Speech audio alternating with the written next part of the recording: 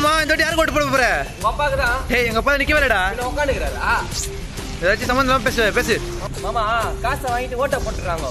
ஓட்டை போட்ட பிறகு அப்புறம் என்னடா ஆச்சு அப்படின்னு சொல்லிட்டு புறம் பேசுறாங்க. நம்ம மக்கள்ன்றாங்க பாத்தியா, பணம் கொடுத்துன்னு நம்ம குடியுரிமை, அதாவது வாக்குரிமை, அந்த வாக்கு கூட கொடுத்துடுறாங்க. பணம் கொடுத்தா பொருளை கூட வாங்கலாம். ஆனா பணம் கொடுத்தா ஓட்டை கூட கொடுத்துடுறாங்க. ஓட்டுன்றது நம்மளோட வாக்குரிமை, நம்மளோட குடியுரிமை. அவங்க காசை கட்டில காட்டி போட்டுடுவாங்க, அவங்களுக்கு மந்திரம்.